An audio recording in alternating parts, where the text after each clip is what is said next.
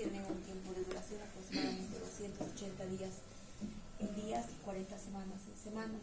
Después de tener el bebé, la mujer todavía tiene un periodo de restablecimiento y de todos los cambios que ella ha presentado tienen que volver a la normalidad, tanto en peso, en órganos, todas esas circunstancias. Y todavía tenemos un riesgo de que pueda producirse ciertas complicaciones, ciertas patologías que puedan alterar la vida de la madre. Entonces, en este tiempo del puerperio, la madre todavía está bajo el cuidado médico, bajo la responsabilidad médica. Es igual de grave que se produzca una muerte materna en el embarazo como en el puerperio. Entonces tenemos nosotros la obligación de saber cuándo es un puerperio fisiológico normal y cuándo va a ser un puerperio patológico o ciertas características que me puedan orientar a que ese puerperio está teniendo complicaciones. Entonces primero vamos a ver las definiciones, cuánto dura el puerperio, cuándo es un puerperio fisiológico normal, cuáles son las principales manifestaciones del puerperio fisiológico y cuáles son las complicaciones que pueden dar un puerperio. Entonces, ¿qué va a ser el puerperio? Va a ser el periodo donde se producen las transformaciones anatómicas y funcionales progresivas en las cuales el aparato genital vuelve a adquirir las características propias de una mujer normal que no está embarazada, exceptuando las glándulas mamarias que van a ser un medio de alimentación para el bebé, entonces van a seguir con su patología glandular y la producción de leche. Hemos visto cuando vimos la semiología del embarazo que había muchos cambios.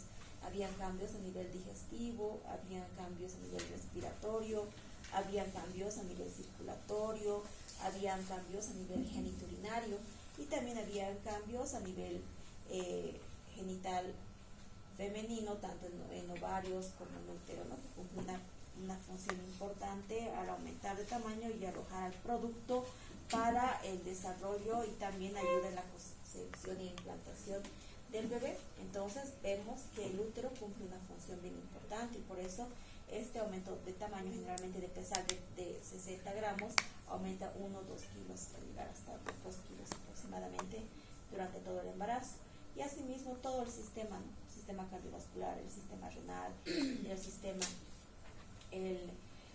genitourinario presenta los cambios tanto por acción hormonal y también por acción de los mecanismos de compensación para la formación del bebé. Hemos dicho que hay órganos como el sistema digestivo que va a disminuir la irrigación a este nivel y es por eso que en un principio la mujer va a presentar éxtasis, generalmente constipación, estreñimiento, porque el sistema digestivo trabaja más lentamente para dar toda la irrigación al sistema genital y al útero para empezar a producir y a generar una circulación materno-fetal adecuada, ¿no? Porque una mujer que está embarazada va a tener las arterias uterinas cambian al tener una paciente que no está embarazada. Las arterias uterinas normalmente en pacientes que no están embarazadas son arterias de alta resistencia y baja capacitancia, eso quiere decir que son gruesas y de calibre delgado y por eso la sangre fluye normalmente y sin mucha irrigación. Mientras que cuando ya viene el embarazo, esas arterias van a dilatar, van a ampliar su calibre, van a ser de alta capacitancia y baja resistencia, porque el tejido endotelial de los vasos va a disminuir su calibre y es que va a permitir el flujo sanguíneo para la madre y el bebé. Y todo esto tiene que volver a la normalidad durante el puerperio.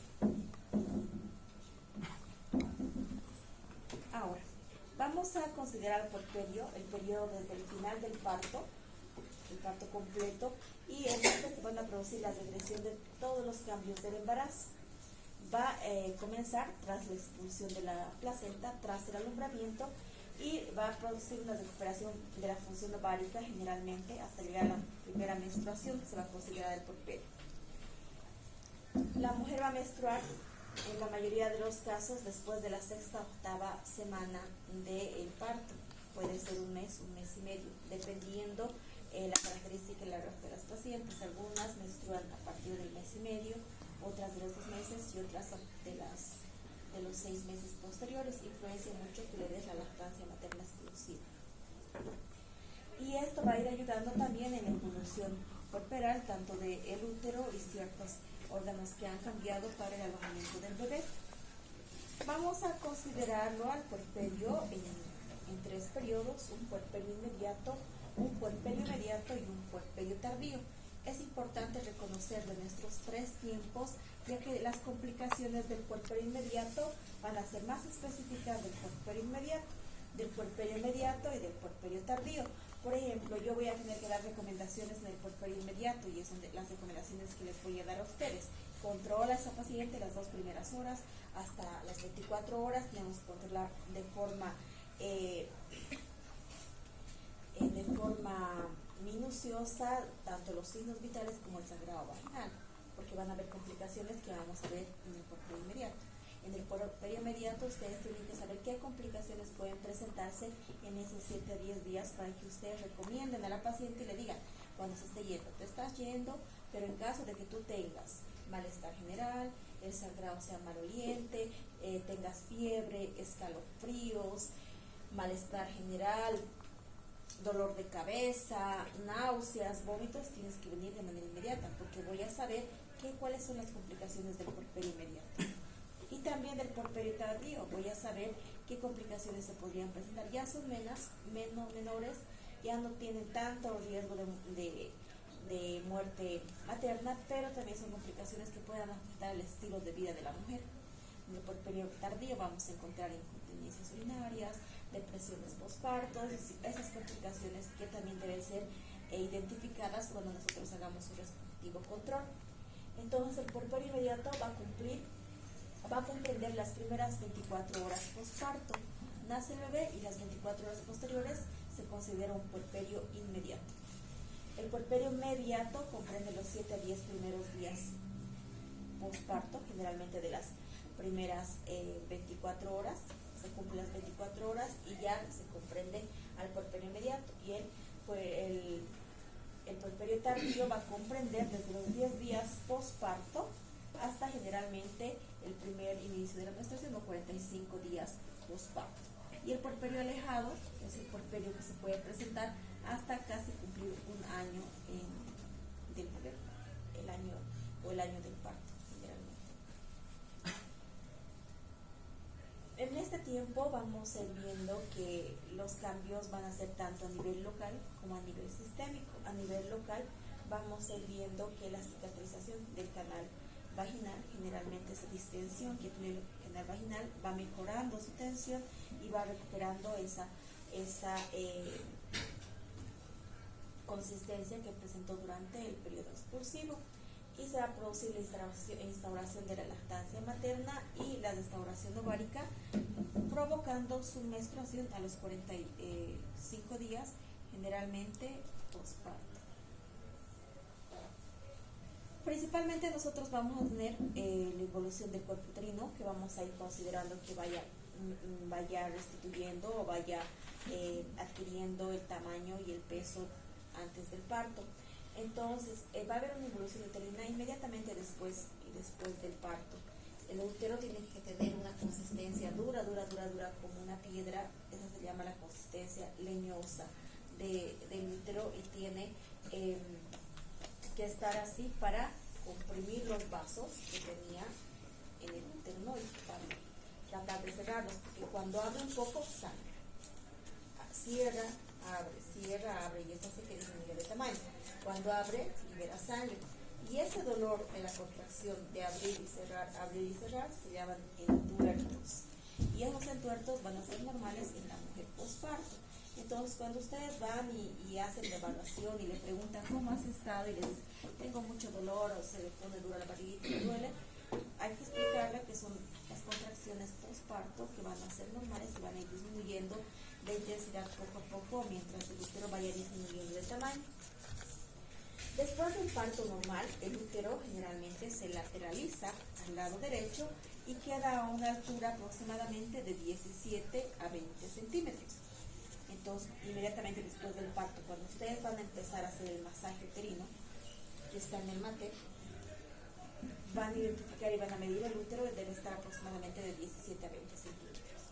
Y este va a ir disminuyendo o produciendo una involución generalmente de 1 centímetro por día postparto. Entonces, la primera semana esperamos encontrar, la primera semana postparto esperamos encontrar al útero entre el ombligo y la sínfisis del pubis, más o menos a una altura de 15-14 centímetros, ¿no?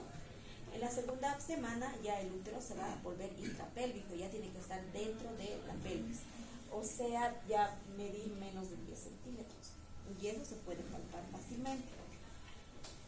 El útero generalmente llega a pesar hasta 1 kilo de todo el embarazo, y este va disminuyendo generalmente el peso y el tamaño. También al fin de la segunda semana aproximadamente ya va a pesar 300 gramos, y en el fin del puerperio tiene que adquirir su peso normal, que va a ser de 30 a 60 gramos. Las fibras miometriales también van a disminuir el tamaño durante el puerperio, y el segmento uterino que se formó, donde hicimos la histerotomía en caso de una cesárea, también involuciona y se produce y se forma el fondo se une con el cuello uterino y el istmo se vuelve bien delgado.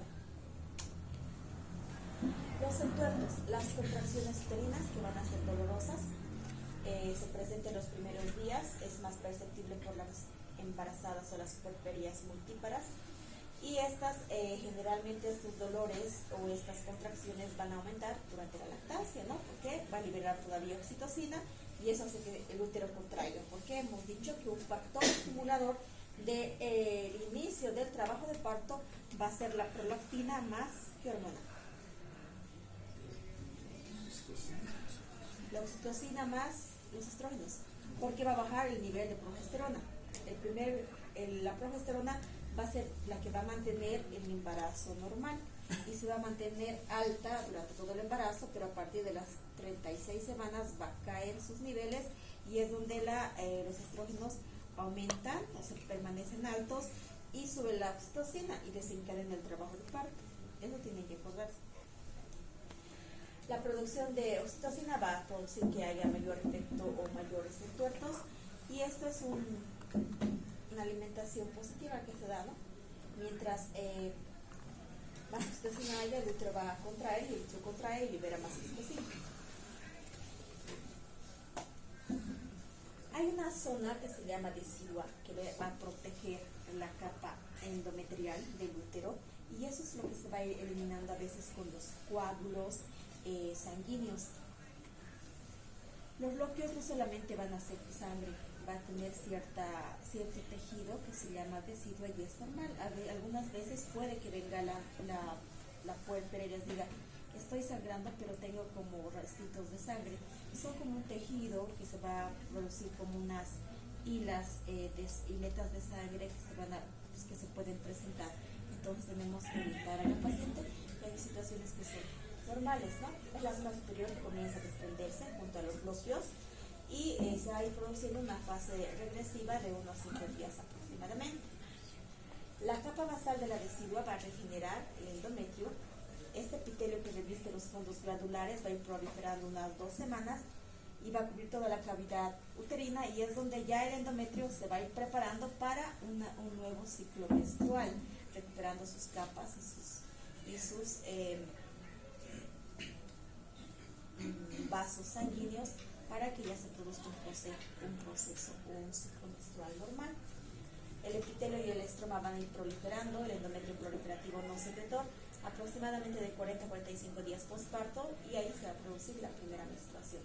Porque hemos dicho que esta capa endometrial es la que se va a engrosar durante el ciclo menstrual, pero es la que va a recibir al bebé durante la gestación. Entonces, cuando se produce el endometrio, gran parte de esta capa va a ir saliendo junto al alumbramiento y también durante los loquios, ¿no? Pero esta capa tiene que regenerar, y tenemos un tiempo aproximadamente para que empiece a regenerar, proliferar y se produzca una fase secretora, y ya vuelvan a restablecerse los ciclos menstruales. Es por eso que a veces cuando nosotros hacemos los legrados uterinos instrumentales, raspando mucho, sacamos toda esta capa, sacamos todo el endometrio, y el endometrio nunca más prolifera. Y ahí tenemos el síndrome de Usher. Después de un legrado, generalmente una alteración que se produce, tenemos la mujer presenta sinequias o algunas alteraciones y no vuelve a menstruar más y se puede embarazar más.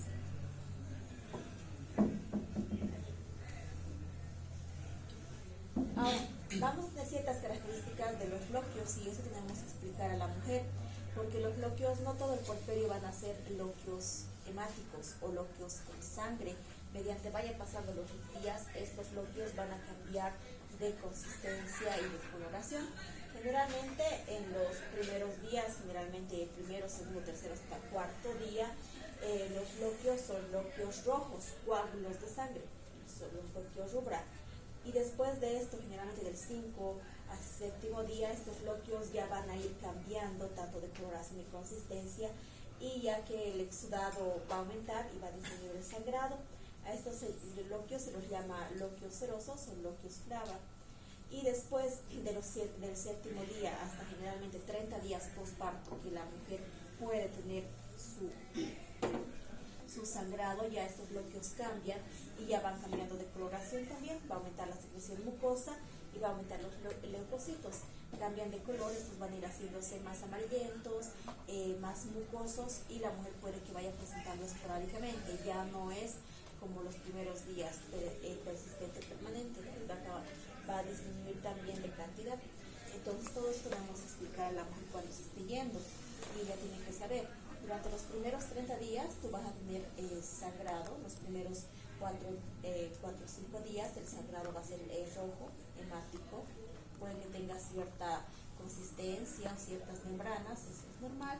Después del quinto día ya tus loquios van a ir mezclándose con tejido de mucosa, ya se vuelve más cremoso y la coloración rojiza va a ir disminuyendo y va a producirse más naranjada, y esas cosas hay que informar a la paciente.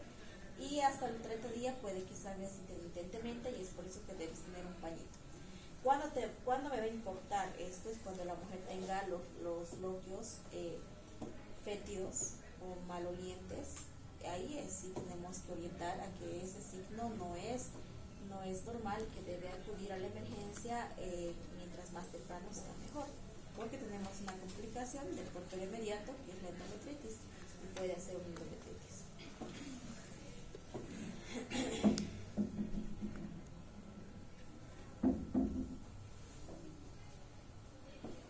Vamos a ver los cambios tanto en el cuello uterino, en la vagina, la vulva y el perine, tanto en el piso pélvico. El cuello uterino hemos visto que dilata hasta 10 centímetros generalmente ese anillo que teníamos. Entonces este tiene que ir volviendo a tener su forma normal. Generalmente a la primera semana el orificio cervical interno ya tiene que ir cerrando, ya para que después a los 15 días generalmente el óvulo también cierre. ¿Qué va a permitir el paso de los bloqueos? Es que el orificio cervical externo permanezca semiabierto, porque si ambos se cierran antes de tiempo, se va a acumular la sangre dentro de la cavidad uterina, y eso va a producir mucho dolor en la mujer, y también se demuestra una subinvolución uterina, el útero no va a disminuir de tamaño. Para eso también hay que verificar que no sea eso en cuestiones de endometritis, o se puede hacer la detención. La vagina también va a ir restituyendo, hemos dicho, va a ir disminuyendo esa elasticidad que presentó y adquiriendo su consistencia normal. La vagina no va a quedar abierta como se presentó durante el parto. La vagina tiene esa capacidad de retraer y mejorar la consistencia que tuvo. Después de eso, la vulva, el perine, el suelo pélvico van restituyendo su forma y su consistencia normal, pero tenemos ciertas complicaciones que se pueden presentar en el puerperio inmediato. Ahí están las incontinencias urinarias de esfuerzo, las urgencias miccionales, porque el parto es fisiológico, pero ese peso que llevaba el piso pélvico tiende en cierta forma descender la vejiga, y ese descenso de vejiga, mientras más partos tenga la mujer, le va a llevar a ciertas alteraciones genitourinarias. No es tan presente en el puerperio inmediato, pero sí mientras vaya pasando el transcurso de la vida de la mujer, y eso también hay que tratar de identificar. mientras más partos vaginales tengamos, mientras más embarazos tenga la mujer, más riesgo de que tenga incontinencia urinaria de esfuerzo, descensos de vejiga y a la larga el descenso del útero y la presencia del recto serio. El aparato urinario, que ha cumplido una función importante durante el parto, también tiene que recuperar sus funciones en esta parte del puerperio. Generalmente hay una hidronefrosis, hemos dicho, fisiológica. También hay una alteración en la función renal y por eso la pérdida renal, los uréteres van a ir recuperando de tamaño de las 2 a 8 semanas posteriores al parto. Las primeras 24 horas pueda que haya una ligera retención urinaria, pero esta diuresis tiene que mejorar o normalizar después del segundo a quinto día postparto. La sensibilidad vesical del músculo detrusor postparto prolongado, ya sea por un parto laborioso o instrumental, puede provocar una atonía vesical, una sobredistensión de vejiga y orina residual y provocar a lo largo una incontinencia urinaria por lesión de los músculos uretrales y tejidos vecinos. Es por eso que hemos dicho que hay que tener mucho cuidado en el tiempo donde nosotros vamos a poder colaborar en el trabajo de parto y va a ser en el periodo expulsivo. ¿Qué es lo único que vamos a hacer? Es hacer que la cabeza nos salga con la fuerza que tiene el bebé y proteger el perineo. Si yo no aprendo a proteger la cabeza, voy a lesionar órganos vecinos, puede ser la uretra, puede ser a nivel de las glándulas parouretrales, ciertas alteraciones. Entonces, lo que tenemos que practicar nosotros es aprender a proteger ese momento donde el bebé está naciendo, a hacer la protección del perine y comprimir la cabecita y darle la velocidad que nosotros necesitamos para que salga normalmente. Y después el parto es más espontáneo y ustedes van a ir viendo que se puede atender normalmente. Pero en ese momento sí tenemos que tener esa capacidad para saber proteger. Ahora, la mujer tiene que ir recuperando el peso generalmente. Durante la evacuación del útero o el nacimiento del bebé, generalmente el primer día o las primeras horas postparto, se pierde aproximadamente de 5 a 5 kilos. Si la mujer entró embarazada hoy en la mañana con 60, al nacer el bebé ya tiene que estar con unos 55 kilos, porque la placenta pesa generalmente 500 gramos aproximadamente, el bebé pesa 3.500 más o menos. Después el útero va a contraer, va a ir disminuyendo de tamaño y ciertas pérdida de líquido, orina y todas las cosas, unos 5 kilos después del parto. Después de esto, se espera que la mujer recupere su peso los 6 meses posteriores al parto. Hay una etapa importante en la mujer que va a ser la lactancia materna y va a retener energía en la parte de la espalda, en los muslos, que es donde más en las caderas. Esto es para producir la leche y necesita energía, y es por eso que el cuerpo fisiológicamente va a retener de esta forma, y es por eso que se cree que mientras amamantes al bebé vas a perder toda esta grasita que aumentaste, que era para reponer la energía que necesitas cuando desde lactar. La función intestinal también va a mejorar, el intestino y todo el sistema digestivo también recupera su funcionalidad, y esto hace que los patrones de hipomotilidad digestiva se pierdan y el intestino vuelva a tener funciones normales, el estreñimiento desaparece y se va a normalizar en días posteriores. La pared abdominal en muchas pacientes, que en la mayoría va a quedar laxa, y eso es en los primeros días. Después de tener un parto, la barriguita no va a quedar igual. Hay algunas primigestas que tienen bebés y parece que no hubiese pasado nada, ¿no? Pero en las multíparas sí hay unas líneas de expresión, la piel queda un poco arrugada, pero esa consistencia mejora en el posparto. También se presenta la diástasis de los músculos rectos y puede que presente una hernia umbilical posterior o una hernia de pared posterior, por eso es una complicación tardía.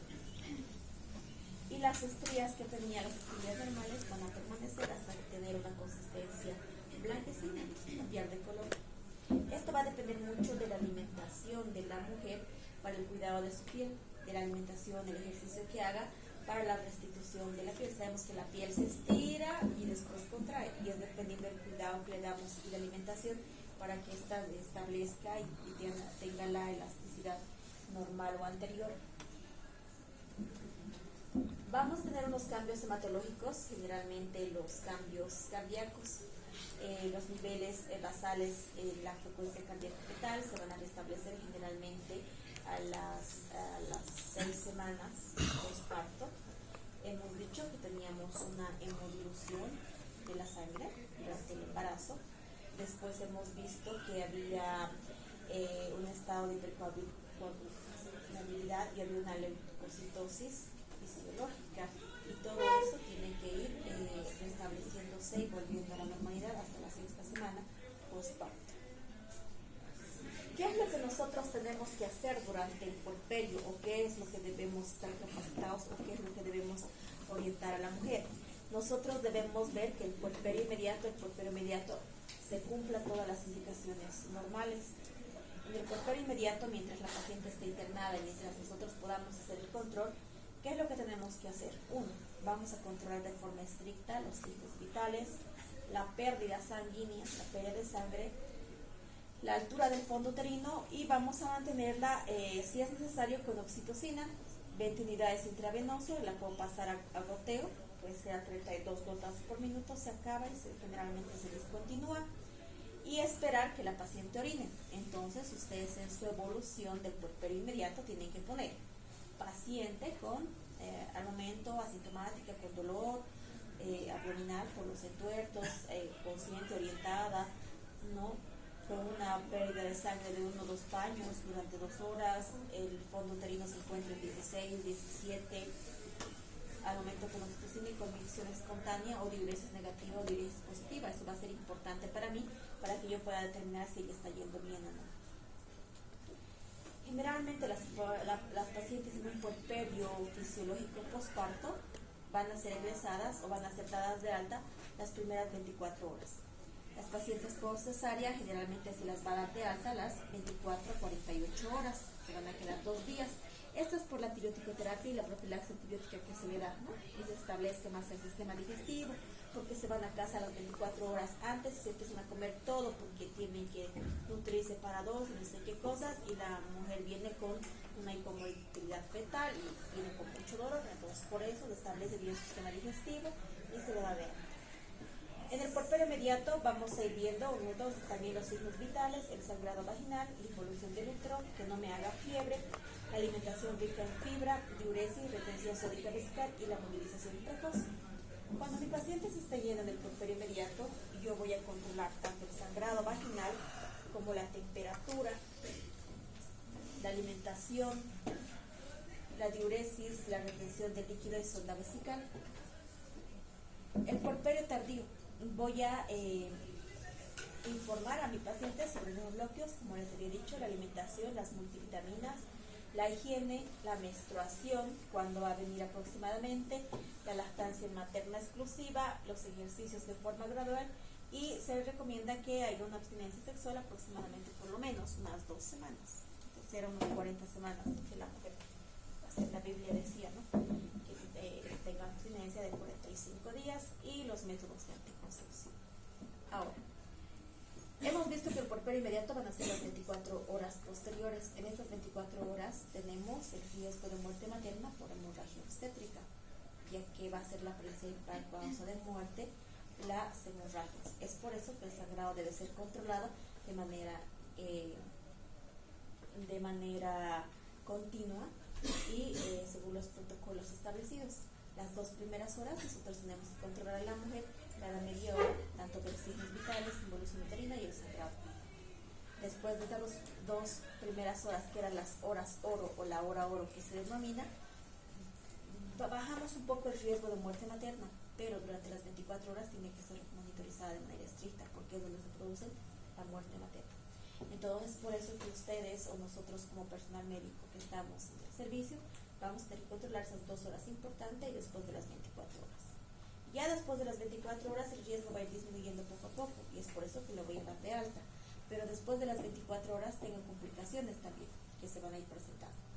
Las complicaciones después del puerperio inmediato van a ser complicaciones tanto de subinvolución uterina, que va a ser uno por restos placentarios, por infecciones vaginales, puede ser la endometritis o pueden ser las mastitis.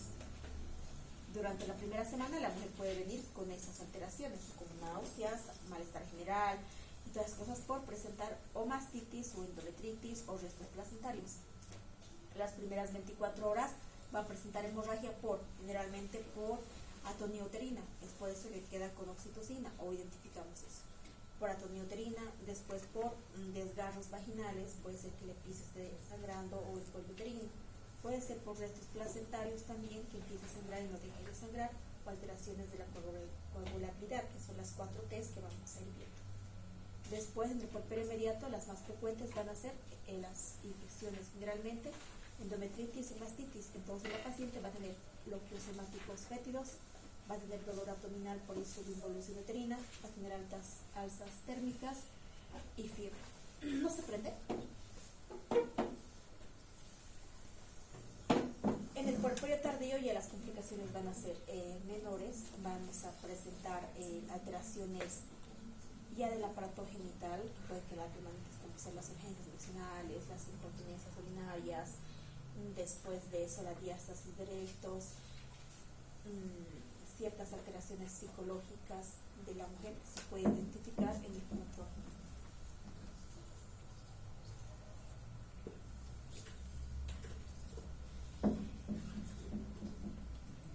Algo importante para nosotros y que tenemos que conocer es la lactancia materna.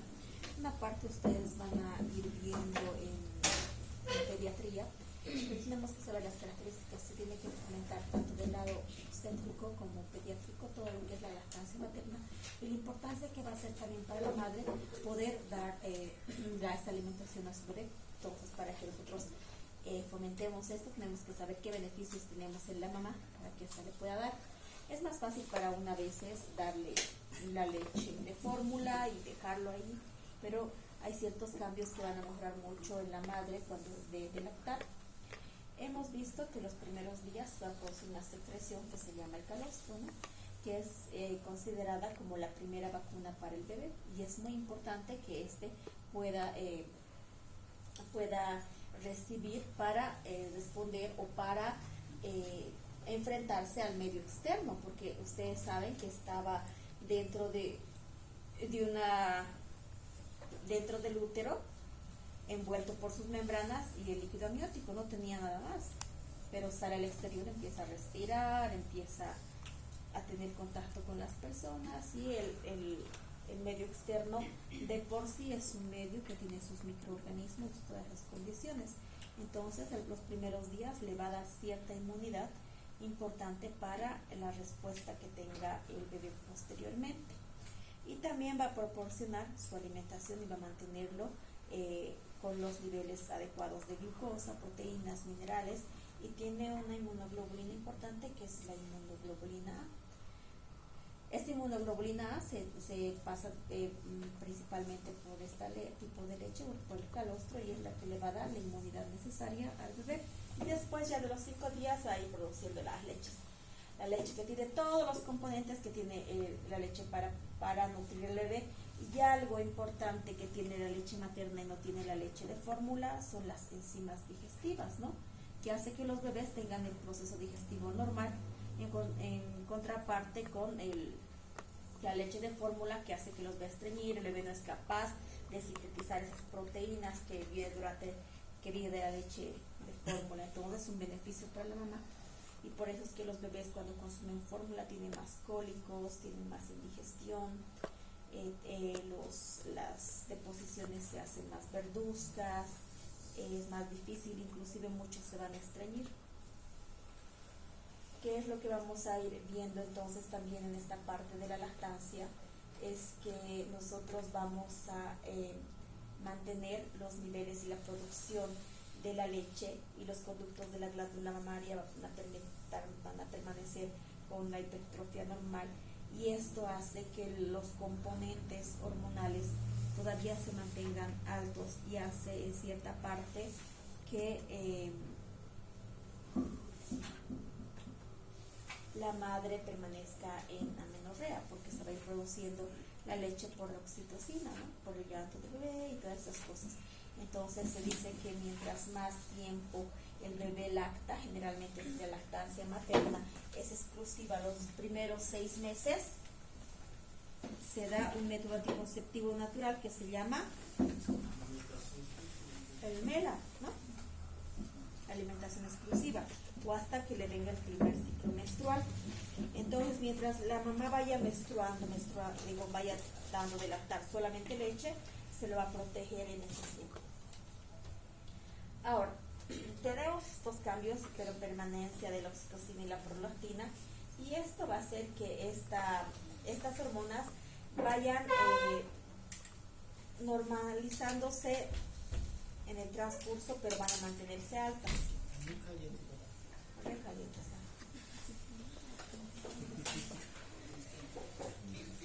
parece más fácil.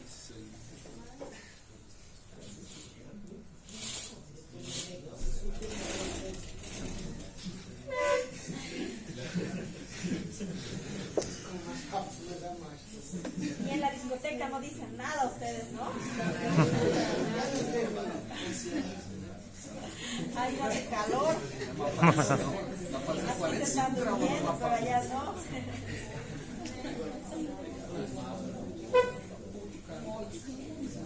¿Qué es lo que vamos a ayudar nosotros a la mamá en este tiempo del puerperio mientras esté internada? Tenemos que ayudar a cómo tiene que amamantar el bebé, la higiene que tiene que tener en las mamas, la forma correcta de amamantar. Entonces, características que van a ir viendo en pediatría tienen que aprender, ya sea para ustedes mismos, para su familia o para los pacientes, porque eso es lo que estamos preparados, ¿no? Para fomentar la lactancia materna, para ayudar, para estimular, para saber cómo debe agarrar el pezón, la forma adecuada y todas esas cosas.